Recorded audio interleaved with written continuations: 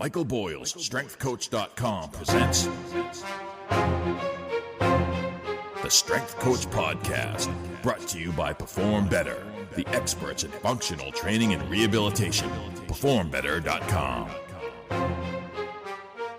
All right, welcome to episode 387 of the Strength Coach Podcast, brought to you by Perform Better, the experts in functional training and rehabilitation. I'm your host, Anthony Randall. The show notes are located at StrengthCoachPodcast.com. All right, on the StrengthCoach.com and MBSC.TV Coach's Corner, spoke to Coach Boyle about step-ups versus step-downs. Traditionally, he hasn't liked step-ups, so I wanted to talk. I've been using step-downs a lot lately, so I wanted to see what he thought about it. He's going to talk about the psychological effect of doing body composition with some people, certain clients, and just really single leg hip dominant exercise weight. So kind of, we talk a lot about the knee dominant stuff, and I think the Alex Natera research is really kind of focused on the knee dominant stuff, but I wanted to talk to him about the single leg hip dominant weight selections. All right, so we got a couple different segments today for Nomley's Maximizing the Member Experience segment. I'm going to talk to Seth, and we're doing, that's obviously different. Normally he just sends me the segment and he goes over some different things, but he goes to so many masterminds and workshops. He's considered the most connected man in fitness because he goes to so many, and so many people use the Nomley, so many gyms use the Nomley software. So he's got an upcoming masterclass coming up on October 2nd called The Laws of Gym Success that he's doing with a few people. By the way, you can get the link in the show notes for that. And wanted to talk to him all about that and like some of the secrets or some of the things that he's learned, just kind of being a fly on the wall at some of these things. We also continue our special 3-part series with the Varsity House Gym and the Business of Strength, the 3 pillars of scaling your gym business. Today is the last day. It's part 3. Coach Joe is going to talk all about processes. So really the nuts and bolts that run your business.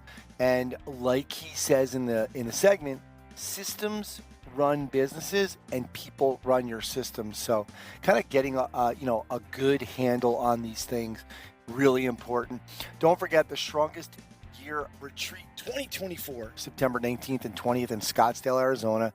2-day gym business specific mastermind with lectures, workshops, breakout sessions, and social networking events. It's for gym owners who want to scale their business beyond 500,000. Guys, go to BOS Retreat. That's BOSretreat.com for more info, and use the code StrengthCoach300. Guys, you're going to get a $300 discount on that. We also start a special 4-part series today with Allie Gilbert, the queen of men's health and the founder of the Silverback Summit. And she's going to start a 4-part series on testosterone and some of the common myths and misconceptions. And it's really kind of leading up to something that I am attending. This is the Silverback Summit. And this year it's going to be on November 15th and 16th in Phoenix, Arizona. You can use another discount here, the code AllieG200 for $200 off at Silverback Summit. This is like a one-of-a-kind summit. Nobody else is doing this. And today she's going to start talking about some of the myths and misconceptions with TRT.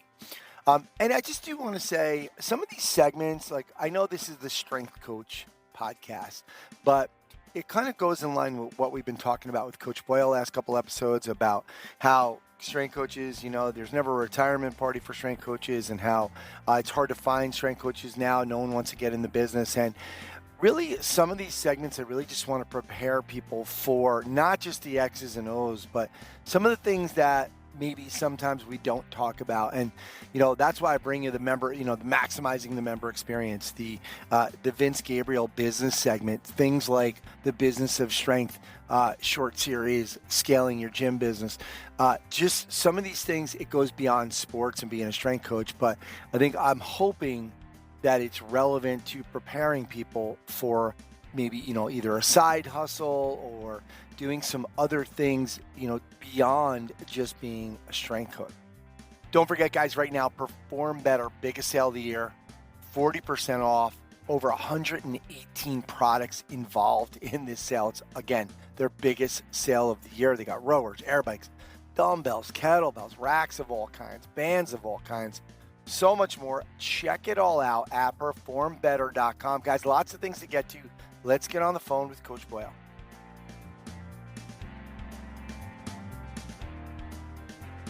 All right, guys, now it's time for the strengthcoach.com and NBSC.TV Coach's Corner with Coach Boyle. Don't forget, you can try both sites, strengthcoach.com and NBSC.TV, 7 days for free. Lots of great information. Obviously, I troll it for some content, both sites for content for the podcast. And I will say it's September, so the staff meetings are back at NBSC, so those will start to go up as well. Coach, how you doing? I'm doing great. We just had staff meeting number 2 today, actually. So What'd you go over? it's really funny. So we went over the broken record idea in terms of the things that I almost feel like I could pull up the staff meeting from second week of September last year, and we would be talking about the same things. The kids, not letting the kids start with too much weight, making sure, really dialing in technique, dialing in bench press grip width, dialing in wrist position. It's so much stuff that it's such a big swing for us from summer to fall. In terms of fall is suddenly lots of new kids, lots of middle school kids, just lots of back to basic stuff. Yeah, do you find that the demographic kind of changes a little bit too? Or you have obviously more adults kind of settling in now, and the kids are in school, vacations are over, and you kind of get a little more adult population. You got all your pro guys are starting their season in hockey. Exactly. So it changes pretty drastically. Our adults have gotten more consistent. It used to be our adults just disappeared in the summer and we switched over and it was totally sports performance and everybody went away. Now our adults, because we've got so many, we're up to probably 300 adult group members. And a lot of those people do stay around. So, but even the types of kids change. We don't have any college kids, obviously, because the college kids go back to college. We don't have the pro guys. We have 2 guys left out of that group. Most everybody else has gone back, to get their apartment set up, get ready for training camp, that kind of stuff. The girls are still around because they're the Boston-based girls in the PWHL won't start till at least first week of October. So that group is still there. But there's we switch from mornings with more college and high school athletes to afternoons with more middle school athletes. So the teaching vibe really changes, and it's difficult to get the coaches to kind of change with it and realize that, okay, I got to really get back to basics with these kids because, we actually showed some stupid treadmill fails today with stability balls going under treadmills and trying to get people to remember, hey, these kids are way more.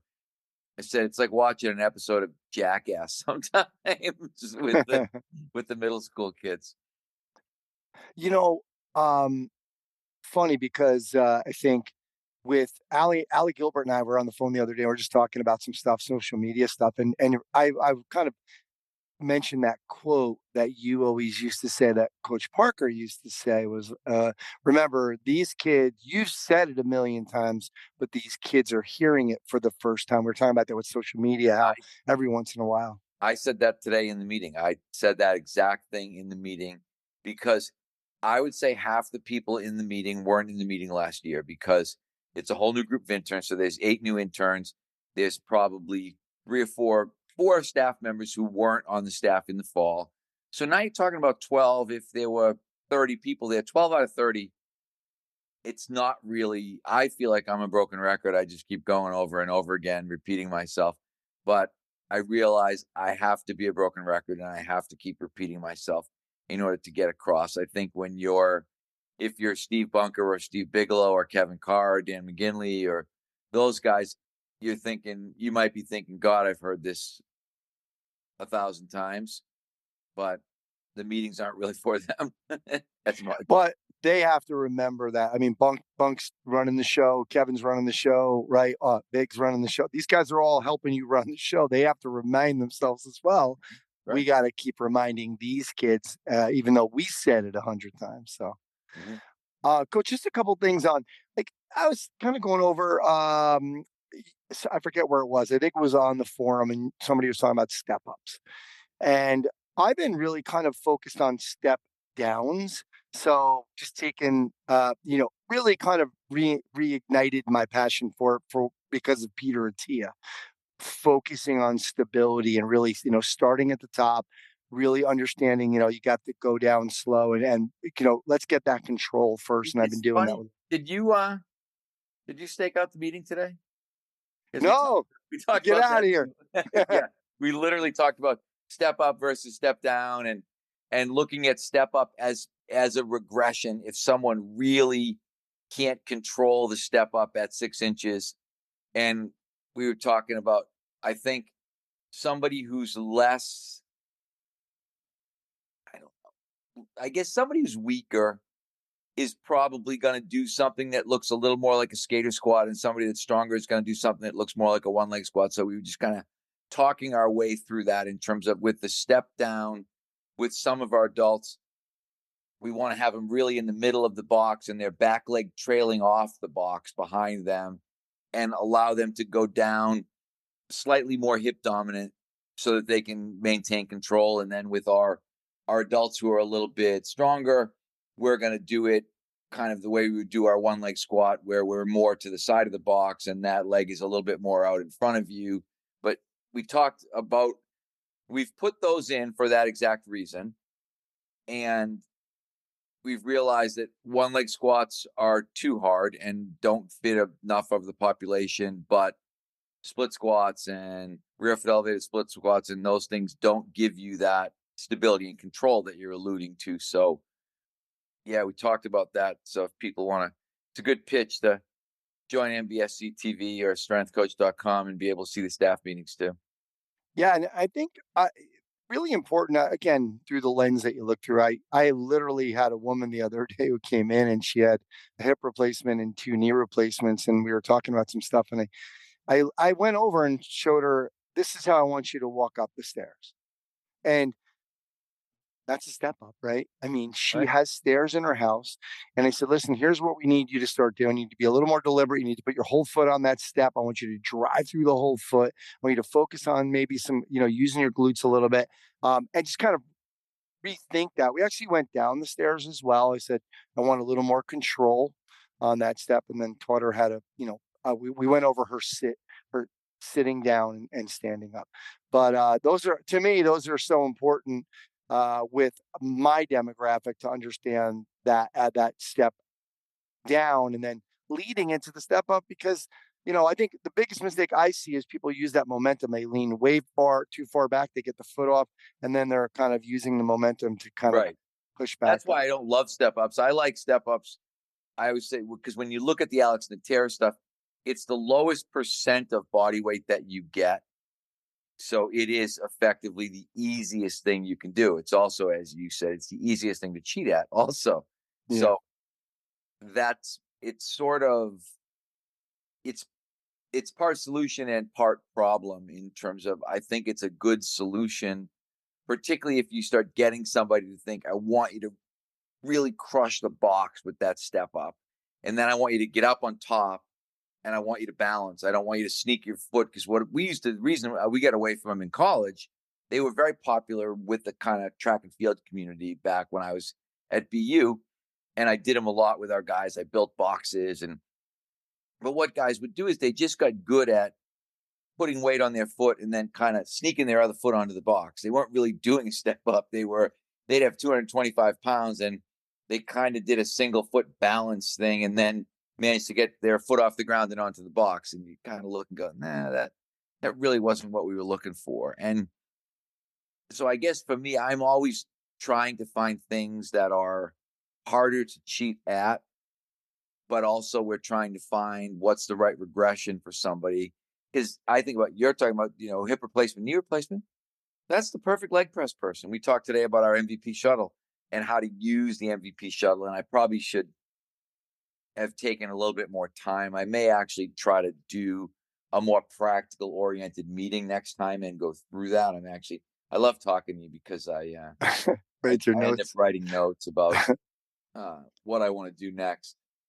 Someone who can't handle it, bodyweight leg press is a good functional activity because it's still multi-joint. I would look at somebody and think once you can do step ups and you can do step downs, I'd have no more use for the leg press. But we have to look and say that's why. And we talked about this. You start looking at it and saying, okay, what's functional is really relative to the person in terms of we talked about that functional continuum. Yes, I think leg press is more functional than leg extension, right? And so when you start looking at these things and then you start looking at step up, probably more functional than leg press. I'm standing, I'm balancing, I'm dealing with my body weight, but one leg squat probably even more functional because now I'm really learning to handle my body weight on one leg. And it's a continuum, and it's how you look at the continuum. Coach, I think it's a good segue. Somebody on the forum had asked, I know they were talking about the Alex and Tara stuff, the knee dominant exercise. We can apply the percentage of how much weight is being moved by the front leg. Long story short, he wanted to know if we can apply the same to the hip dominant exercises like the single leg deadlift. And you said, I think the idea remains the same, shoot for 50% body weight. Did you mean 50% body weight is our In goal? external load. In external load. Right. Okay. In external load, meaning if I'm 180, I'm looking for 90 in external load. So I'm looking for 45s in my hands. Okay. And I don't know if it's exactly the same, but I think conceptually, if you look at it, it would be very easy to say it will probably move along a very similar line. It might even be that the hip dominant stuff moves higher in terms of the loads could be higher because I would look at 90-pound skater squats for our hockey guys are hard, but 90-pound SLDLs for our hockey guys aren't hard. So in some ways, we were almost pushing there. I'd like to be pushing more towards body weight in that, but I just think it minimally, you want to look at it and say it's minimally the same. And in the better case, it could be substantially more.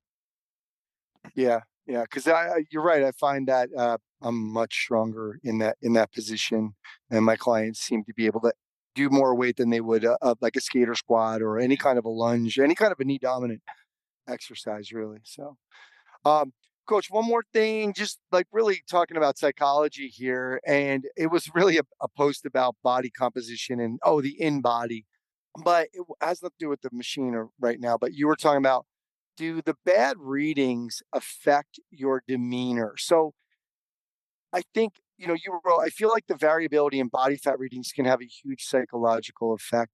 Um, do you feel like it's just the bad readings, or if people are just going up, or if they feel like they're not making progress? Do you feel like this is just something? Why do you feel like that that has this huge psychological effect?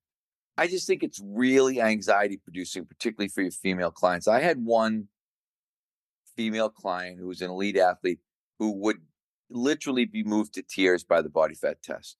The anticipation, just knowing that and wondering where she was going to be. I mean, the emotion that it elicited for her made me realize I don't know if the kind of juice is worth the squeeze here in terms of I don't think there were certain people I look at and think, okay, these people's body fats are way out of line and I need to find some way to control them. And then I look at other people and think, this is just a really unnecessary anxiety producer for this person.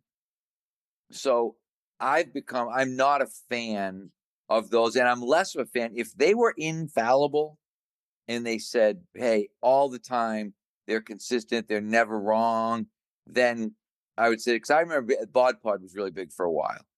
And then people who were doing Bod Pod were having crazy variances, and people were talking about, well, atmospheric pressure affects it, and there's all these things that affect it. I thought, well, if there's all these things that affect it, then it's not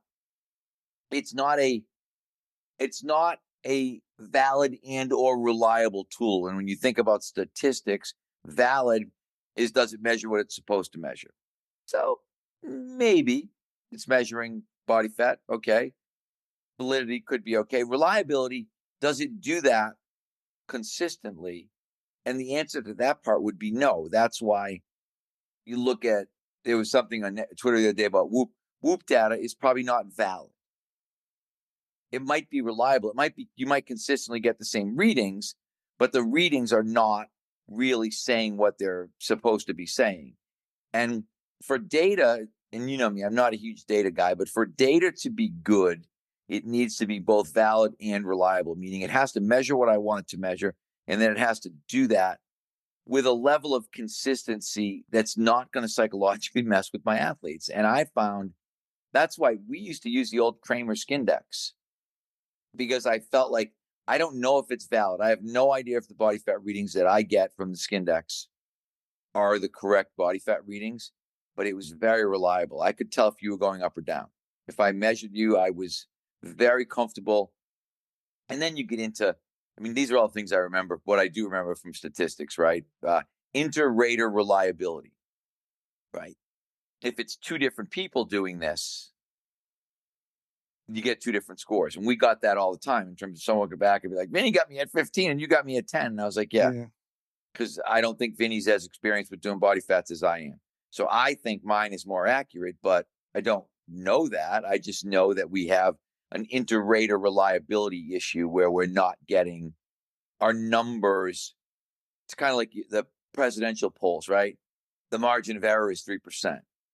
When you got body fat, you can't look at someone and say the margin of error is 3% when that's the difference between you being 13 and 7 in terms of, I might get you a 10 and tell you the margin of error is 3%. You might, well, I might be 7% body fat. I might be 13% body fat. I might be plus or minus. So I've just not found any of those tools that I like well enough to invest into. Yeah, I did a DEXA scan recently because everybody raves about DEXA scan. So, about And the it's bullshit. interesting. DEXA is the gold standard, one, expensive, but two, DEXA gives you way higher body fat readings. If you look at people's DEXA readings compared to someone like you're extremely fit for 50, whatever years old you are. I bet you were in the 20s, were you?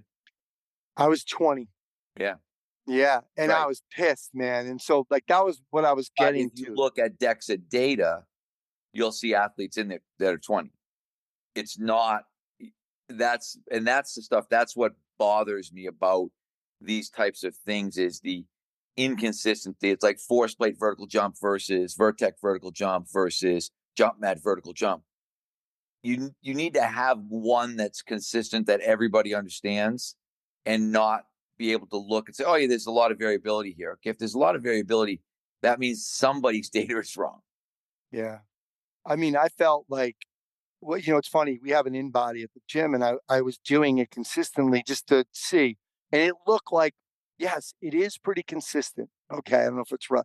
But I was that morning I did it. It was 17 on in-body. So when I went to do the DEXA, because again, I've heard it was much better and more reliable.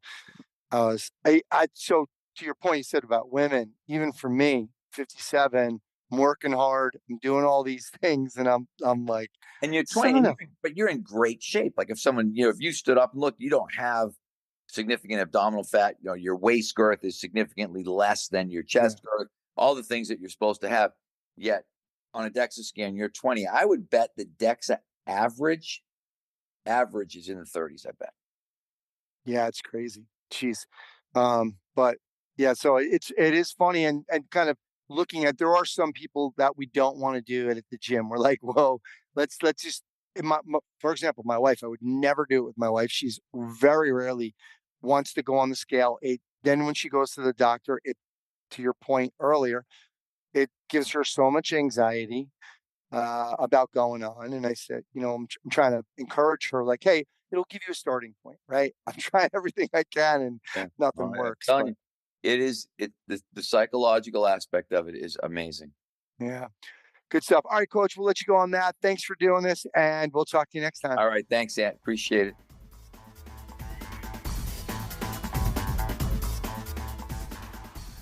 Hey, what's happening, Strength Coach Podcast family? It's Coach Joe again from the Business of Strength Varsity House Gym, and I'm here with the third part of our three-part series on the pillars of scaling your gym business. Pillar number 3, processes. And this is the one where I probably spend the most time personally that I'm gravitated more towards operational processes and bringing those processes to life. And these are the nuts and bolts that really run your business, right? Systems run businesses and people run the systems.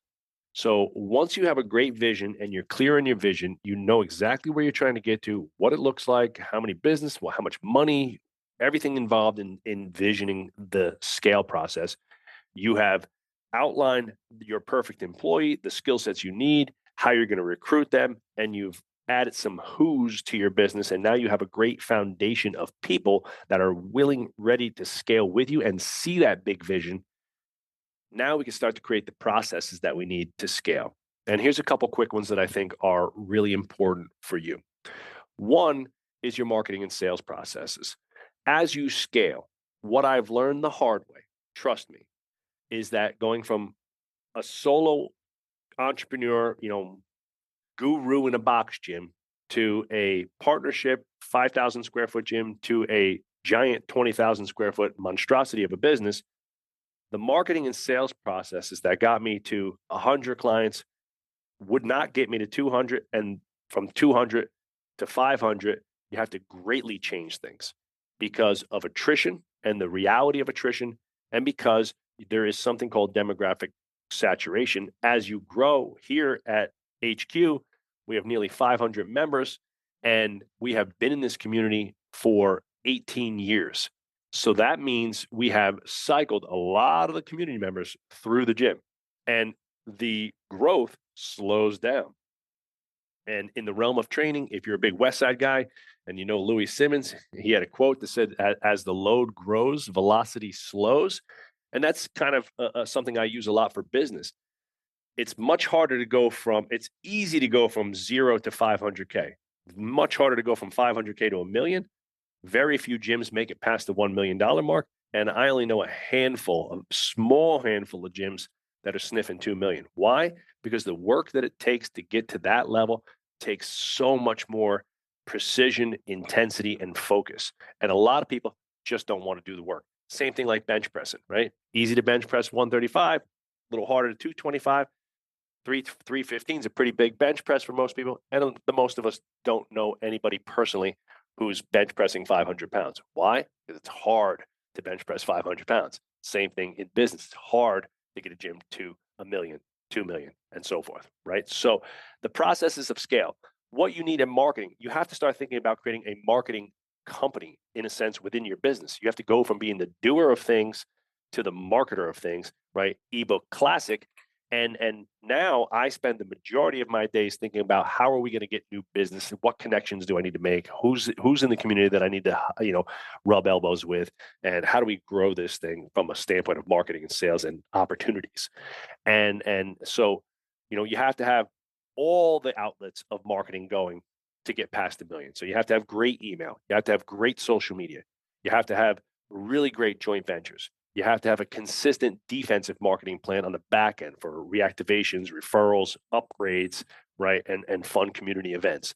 All of those things have to be going to keep a business that has 400 or 500 members afloat. Because just by simple attrition, if I have 400 members and I lose 5% a month, that's 20 clients a month. At the end of the year, that's 240 clients that are just leaving because life happens and natural attrition, right? So you have to account for that in that marketing plan.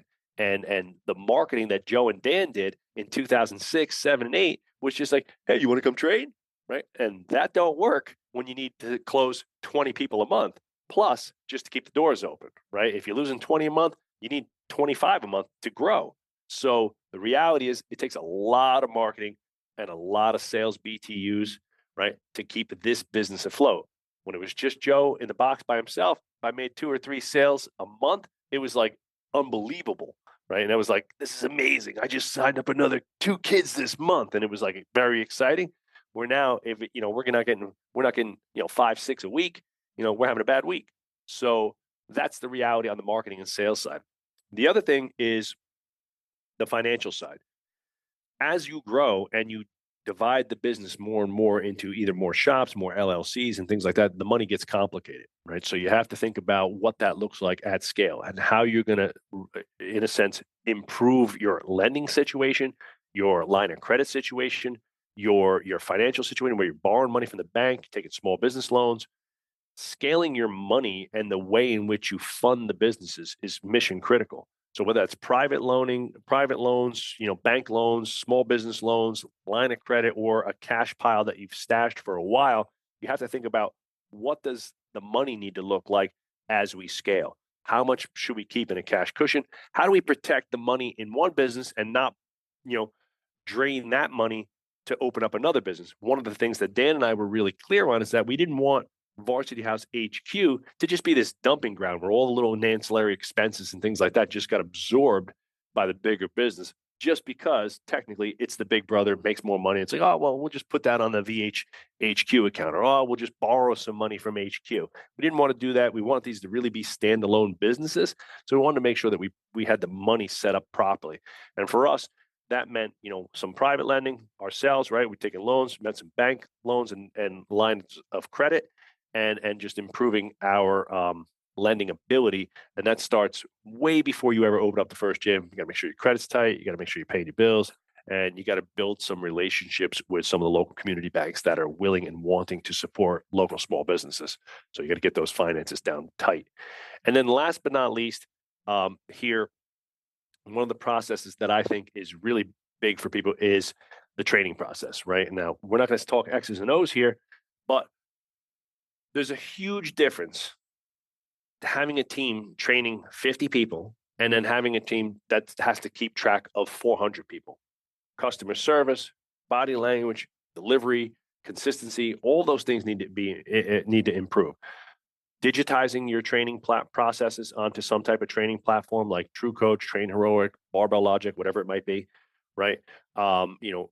Thinking long and hard about the ideology behind your training and what that looks like at scale. Hey, when we got 5 gyms, do we have to template all of our training? Is it scalable? Do we have to have a trainer school specific for our trainers? Like we've created a trainer school for our trainers. When they come in, you go to trainer school and you learn how to train our system, and we teach them the business, the training, the X's and O's and everything. And we, kind of that way we can make a consistent product, right? We don't want to be handcuffed by doing everything the same way. But like when you look at big companies at scale, like McDonald's, right? Big Mac is a Big Mac in Miami, New York, LA, Chicago, Detroit, doesn't matter. It's all done the same way. We want to have some similarities there. We could take some clues from those huge successful businesses. So scaling your marketing and sales, scaling your finances, and scaling your training processes are really the areas where I see most gyms struggling a lot. They've just duplicated, and that means that they've just replicated the problems that they already had, and they didn't really set themselves up for success. So that is my 3 tips on scaling your business, the 3 pillars of scale.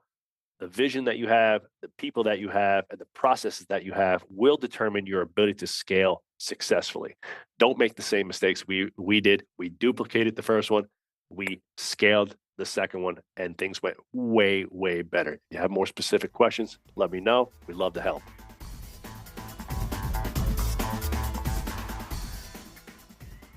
Hey guys, this is Allie Gilbert, the Queen of Men's Health and the founder of the Silverback Summit, which, by the way, is November 15th and 16th this year in Phoenix, Arizona. I'll talk to you guys more about that at the end. But today we're starting off a 4-part series about the myths, misconceptions, and everything about testosterone.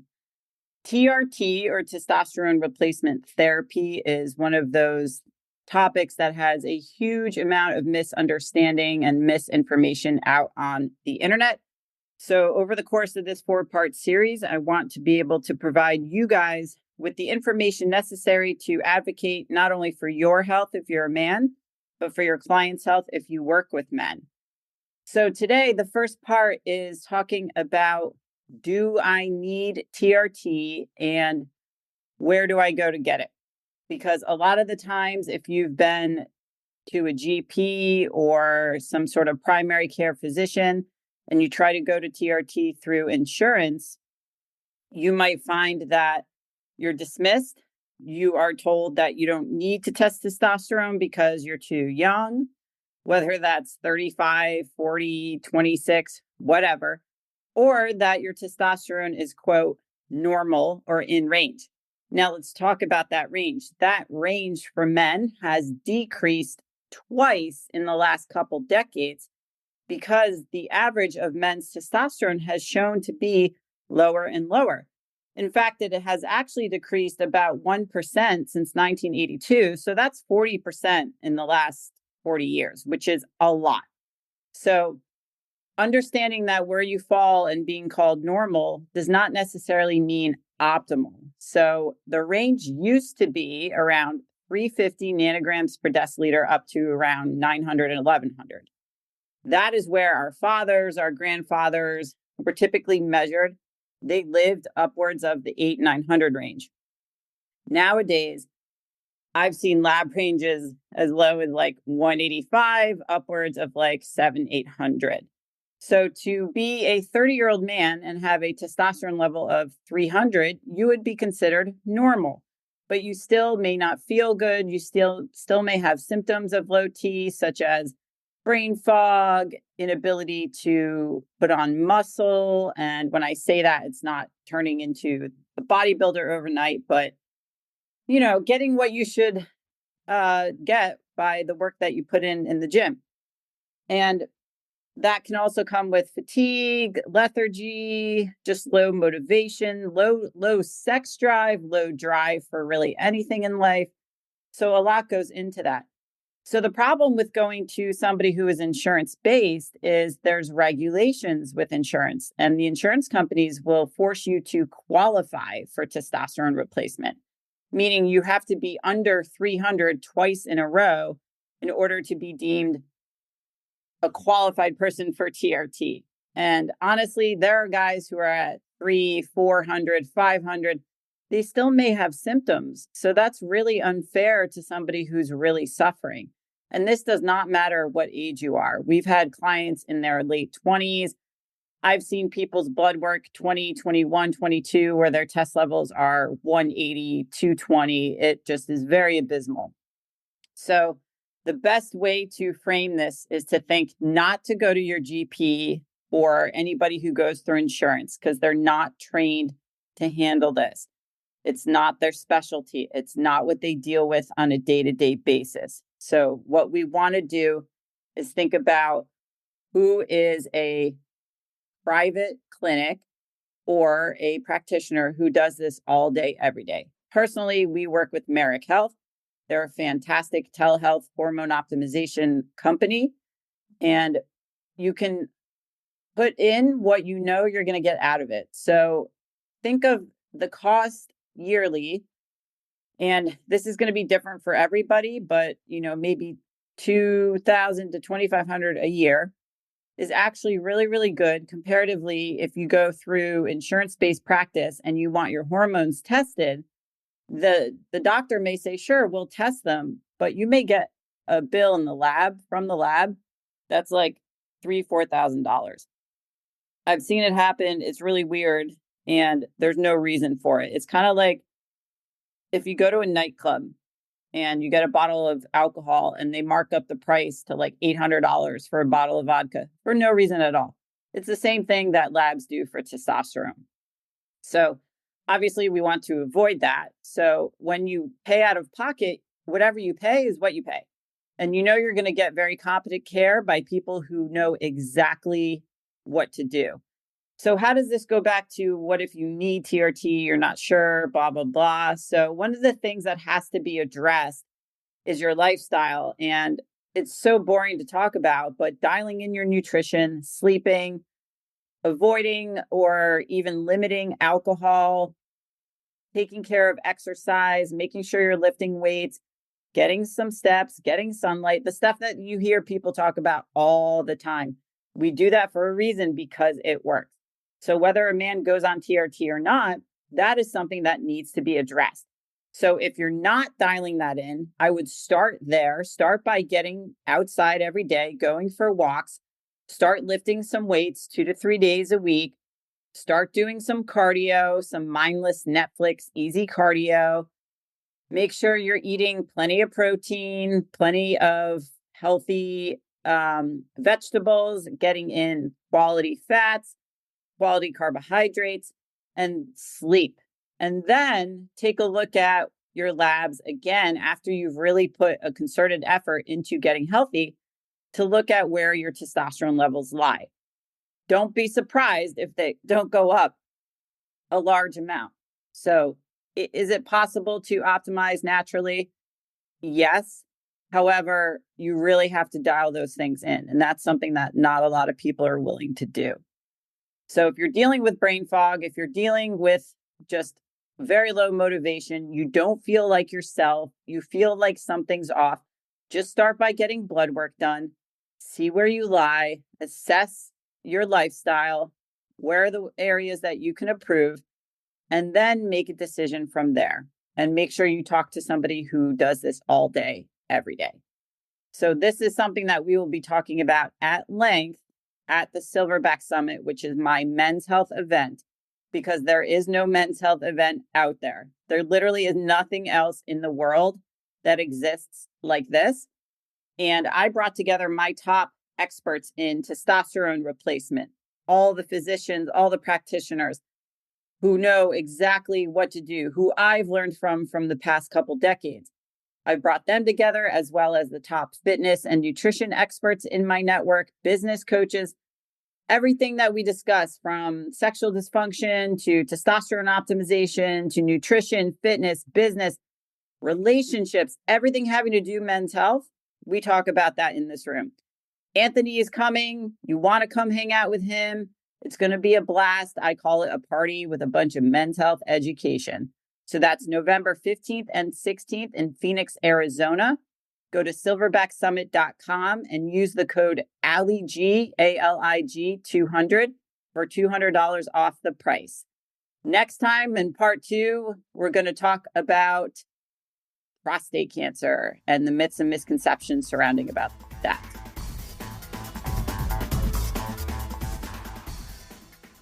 All right, guys, welcome to the Nominally Maximizing the Member Experience segment. Now, normally, it's not me doing this segment. We got Sumit, Seth. He's the founder of Nominally, and he, every episode, gives you some great tips about how to maximize the member experience. And by the way, this is not just for gym owners. This is for everybody. If you work in a big box gym, if you work for somebody in a smaller gym, these are principles that Sumit shares that basically could be done. And by the way, if you open a UPS store, you can use these tips too. So, Sumit, thanks for doing this, brother. Well, thanks for having me. I appreciate this. All right. Well, I know it's funny, we were talking earlier, and I had already kind of thought of this, but I didn't put these words on it. But the boys, in a lot of the masterminds, they call you the most connected man in fitness, and you really didn't realize how connected you were. And the cool thing about you is I think you're just masquerading as a trainer and you're getting all of these masterminds and conferences for free. You're not, you're paying for it. I know. I'm teasing you. But you attend more conferences, masterminds, workshops than any trainer did in the last year you've done alone. You've probably than any trainer has done in 10 years. I know that's tough. Talk to us about, first of all, just how important that is, because we've been talking here about how important it is the live part, how important it is to go and to be part of this, and to make those connections. This is not overnight. You and I met in 2020. So talk to us about the importance of really going to these live events and how it's changed the way you've done business.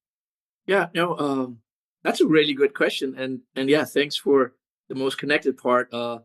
Still, so I think the magic really happens and when you meet people and you're in the room. And that's when you get, because people are so busy, we're all busy. And if you get time, it's like, hey, I got 30 minutes for you. Let's do this and let's move on.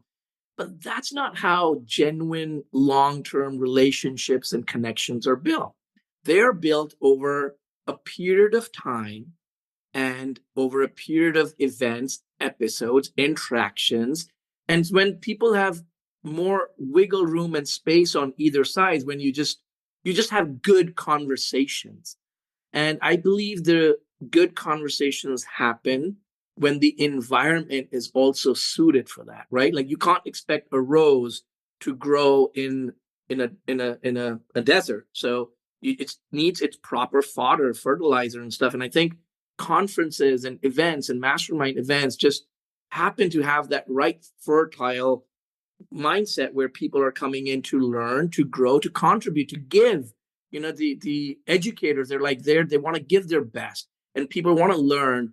And I want to learn. I genuinely want to learn, because one of the things I've struggled with personally is, do I really know my client avatar? I want to serve the trainer. I want to serve the coach. But do I really know what a coach does? Do I know what are the trials and tribulations the coach goes through?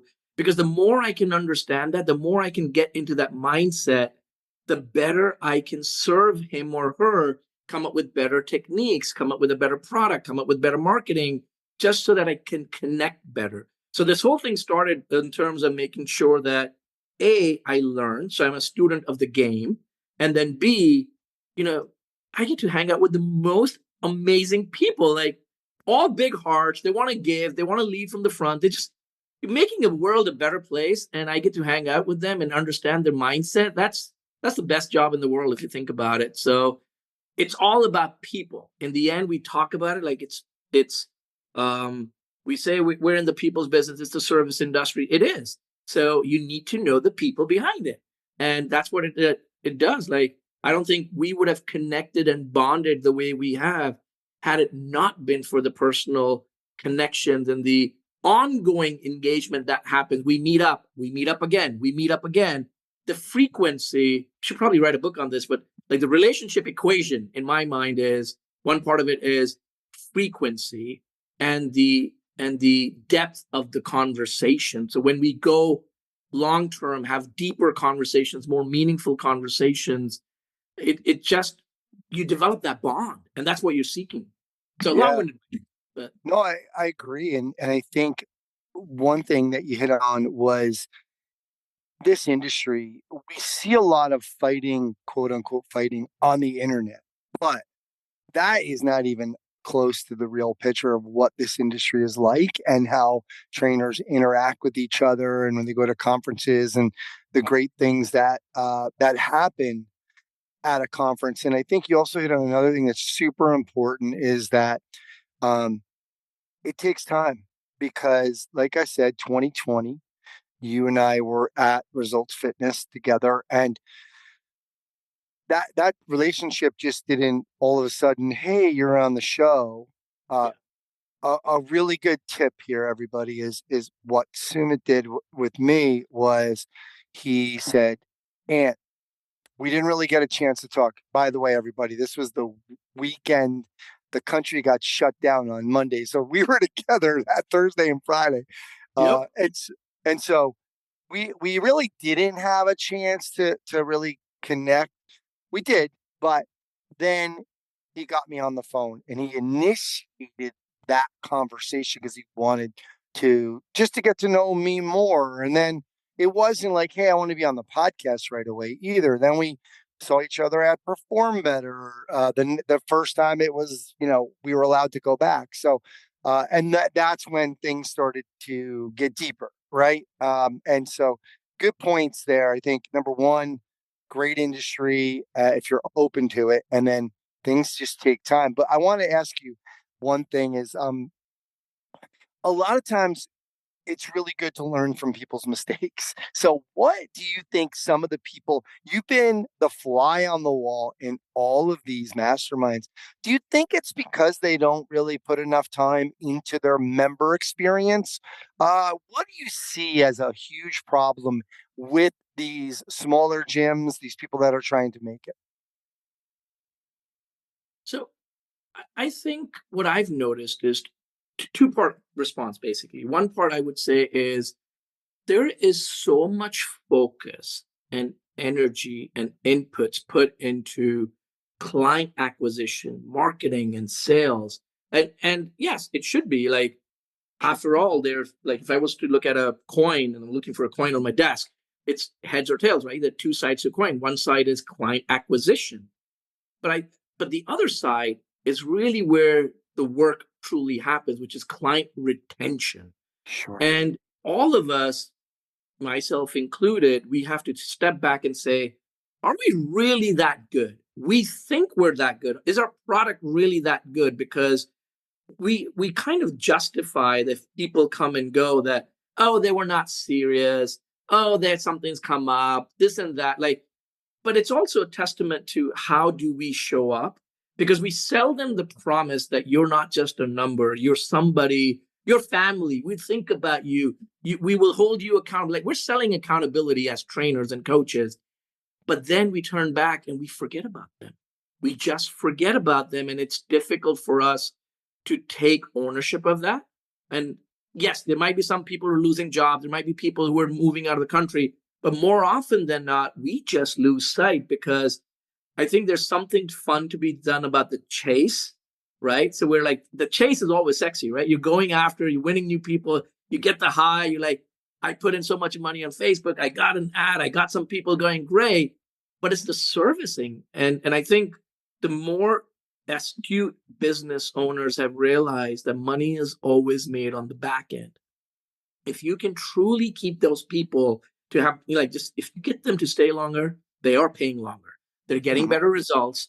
Even if you're a lousy trainer, you're master technicians. But even if you're lousy, if they just keep showing up, they will get better. They'll get better results. And their vocabulary changes. Now the transformation happens. It's no longer, I want to lose X number of pounds. It becomes, I want this body fat gone down. I want this. Like, it becomes a lifestyle.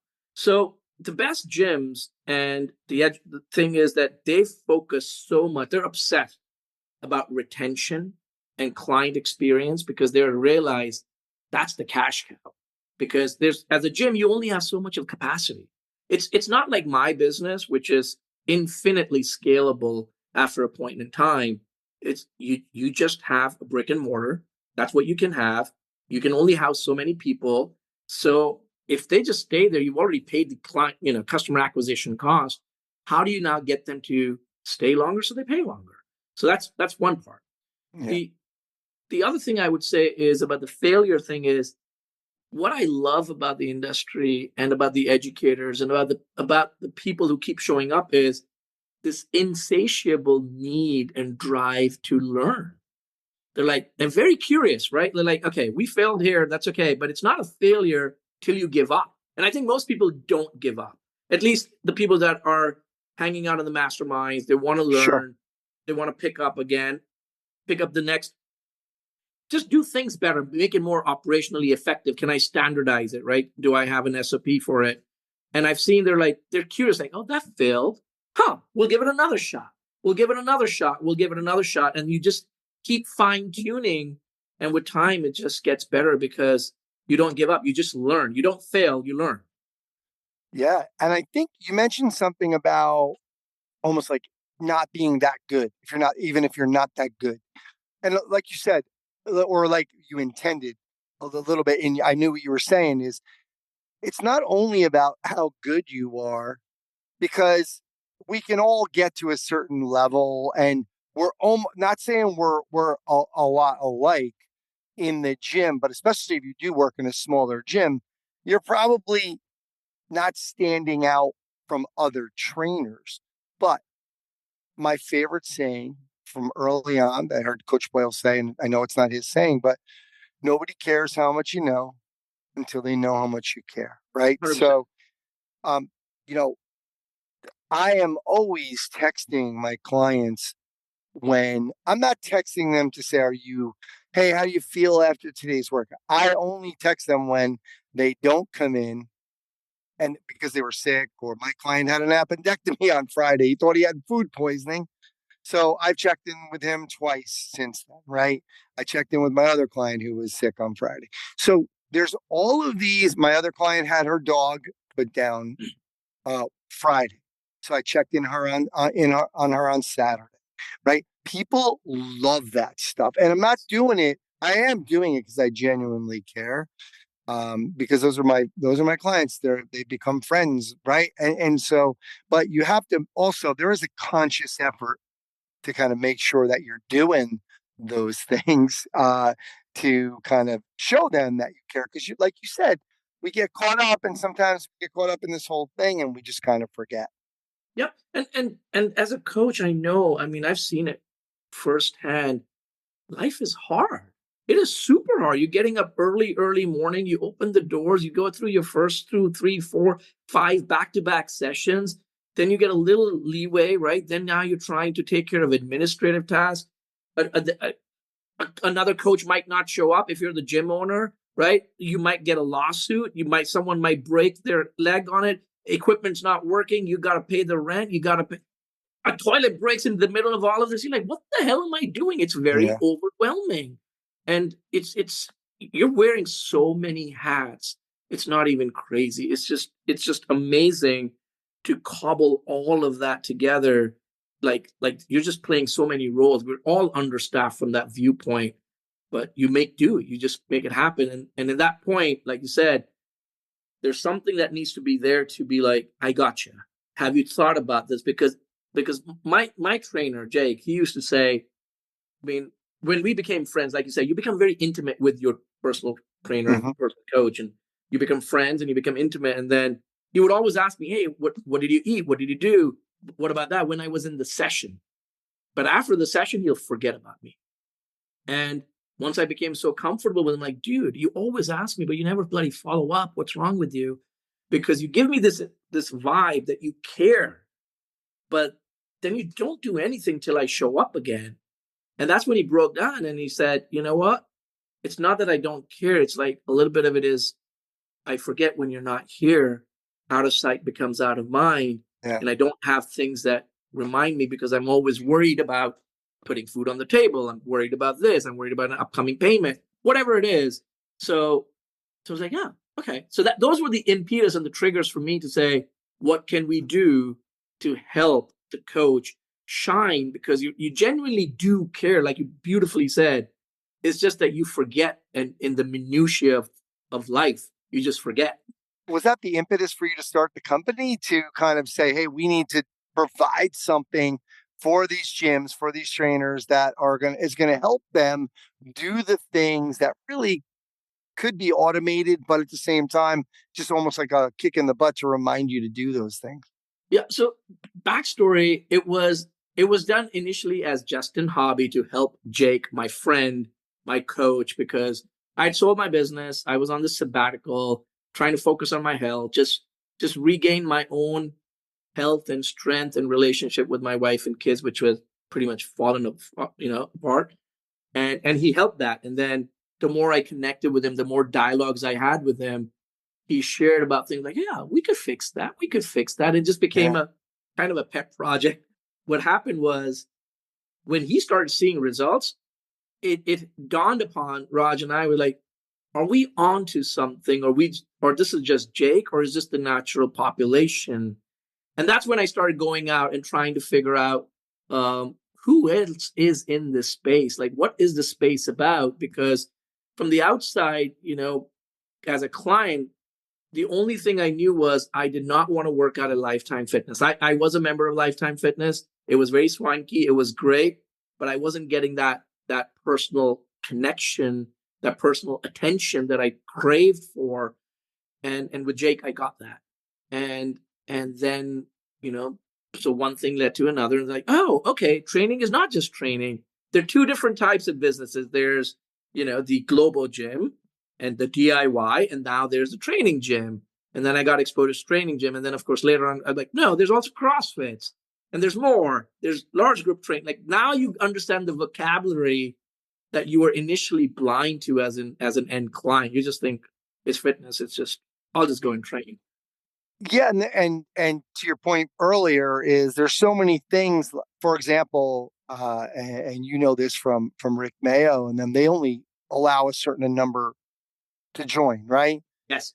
So it's like I was in the restaurant business for a long time, and you can only turn over a table, right? So many times a night. What are you trying to do? You're trying to increase that check average. So you're Yes. trying to say, how do we sell them a bottle of wine? How do we get them for dessert? Do they want another drink? Are we kind of doing those things? And with the gym, you start to see that, okay, can I sell them a shake? Right? Can I get them dialed in with supplements? Are there other things that we can do, special training programs that are going to say, okay, we're going to train for a marathon. Maybe it's a little extra money, right? So there's other revenue that can maybe come in. And once you start to see that, then you're like, wait a minute, I'm supposed to be a bookkeeper. I'm supposed to clean the bathrooms. I'm supposed to make shakes. And and we have Dan Goodman on, or I'm sorry, Joe and Dan from Business to Strength. And they're doing a little series on scaling your business, which is so important, right? But sometimes it's not just about the person, it's about that, what are some of the things that we could just automate with software as well, because it's so important to kind of keep all these things in check. Well, 100%. Like tools over people all day, every day, right? People have, there's a higher cost. Like tools, if you think about it, is working for you relentlessly all the time. No holidays, no sick time, no nothing. And in the bigger scheme of things, very, very affordable now. Very affordable, very cheap. If you just think about it, like $100, $200, I know they stack up, but for the value they deliver if used, it all comes down to usage.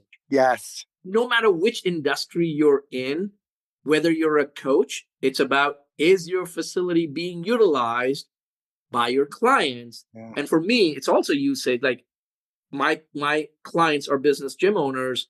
Are you using my product? If you're not using my product, well, then the usage is low. That means eventually you're going to say, I don't see the value.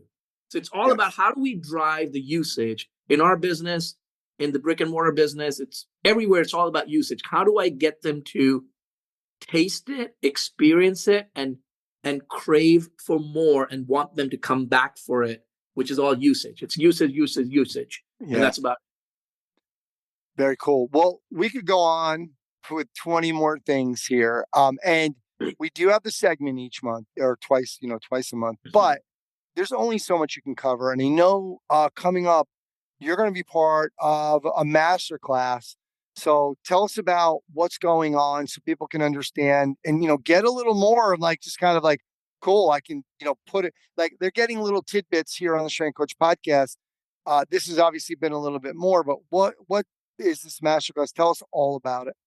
Yeah, sure. So, I was just like you approached me to do this Strength Coach podcast. I'm like, no, kind of a thing. Like initially, because I have my own demons to fight, if you will. Similarly, the thing was, hey, so many people, you've been a fly on the wall, you interact, you learn. What have you found as a common denominator among the most successful gyms, irrespective of the mastermind that they're hanging out with, right? What's the common denominator? So as I look back and I went through all my notes and the conversations and the sticky notes and the dog-eared booklets that you get, I was like, okay, what I've done with this masterclass is I'm putting down the laws of gym success, which are used by the industry's top owners. You talk about Joe and Dan, they're normally clients as well, and so are a lot of other people. And we're like, what's so common about it? Why are these people so successful? Yes, they're obsessed. They're obsessed about growth. They're obsessed about learning. They're obsessed about delivering that experience. And I was like, what can we learn from them? What can we pull out? So what I've done is in this masterclass, the whole idea is we're going to reveal some game-changing success secrets that are employed by all these amazing people that I've had the fortuitous, like ability to hang out with and learn from and get educated from. And I'm just putting it together in this masterclass. Basically, we're going to do this on October 2nd. And yeah, I'm pretty excited about it. A little nervous, but mostly excited because I don't do these kind of webinars. Like, this is my first webinar. So yeah, we'll Well, see. you got to do it just like you just spent the last 15, 20 minutes here. It's just a conversation.